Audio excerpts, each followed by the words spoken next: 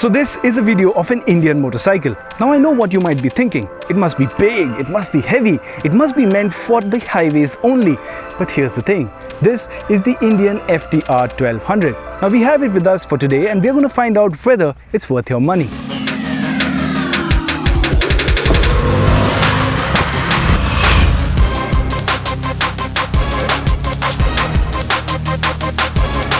But really, is this actually all that different, or is this just a lazy person dressed in a jumpsuit? Well, for starters, the genes of the Indian FTR 1200S at least is definitely sporty. It is based on the championship-winning Indian FTR 750 race bike that has been making its competitors, well, eat dirt. The FTR 1200S adapts not only the styling but also crucial design elements from the race bike, like the frame and the swing arm, and has taken that extreme setup and made it into a motorcycle that can be ridden on the road as well. So much so that this one can turn right too. Okay, jokes aside, the Indian FTR 1200S gets a lot of hardware that is hiding under its skin in order to make it live up to the expectations. For example, you see that fuel tank? Well, that's not exactly a fuel tank, as it is an airbox like you would see on a flat track race bike. The fuel tank instead extends to under the seat for better mass centralization. Then it gets a host of electronic features too, which includes things like ABS and wheelie mitigation control. But then there's also the 6-axis IMU, which allows for lean sensitive traction control system. Now that is proper sporty stuff. And as for the riding experience, well, it does not disappoint there either. Now, as is the case with most Indian motorcycles, the highlight of this one too is the engine on board. Now this one is not all about the low end grunt, but it's all about the mid-range punch. Powering the Indian FTR 1200S is a 1203cc V twin engine that makes mouth-watering 120 Nm of torque that peaks in at 6000 rpm. Now I know that doesn't sound too high, but for Indian motorcycles, that's the moon. And simply put, the engine is butter smooth and is as refined as ever. However, there are minor vibrations that do creep in through the seat to the rider, but then it's subtle enough that you wouldn't really mind.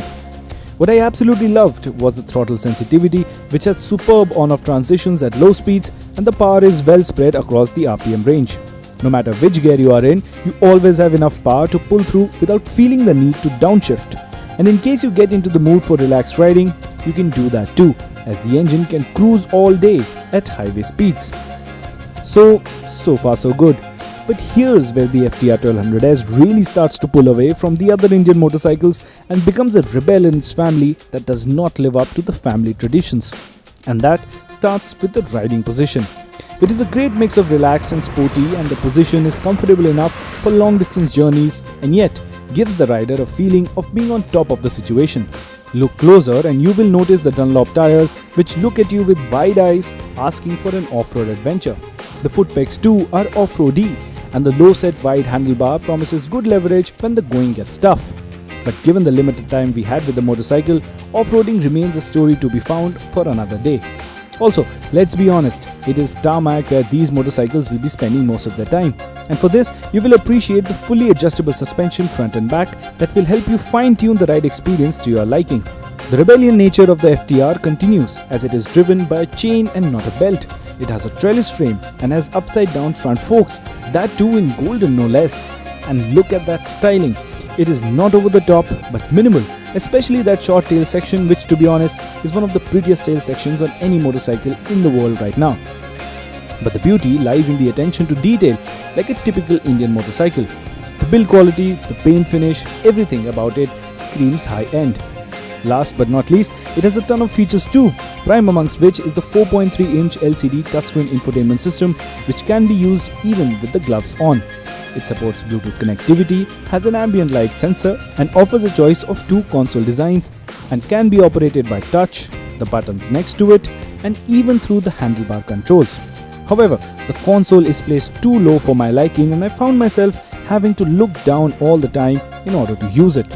And given that you have to cycle through riding modes by navigating through the menu, well, it sounds fancy, for sure, but it is not as effective as having a simple dedicated button to change riding modes. Speaking of which, there are 3: Rain, Sport and Standard, with an extra track setup thrown into the mixture that shuts down the traction control and ABS, turning the FTR into a proper hooligan. It's not all perfect though, as the engine does heat up when you are stuck in traffic, and the seat height could be a bit intimidating for those who are not used to such a seat height. So it's something that you need to keep in mind. But overall, the Indian FTR 1200S really manages to stand its ground and separate itself from the crowd. It has the looks as well as the riding experience that sets it apart.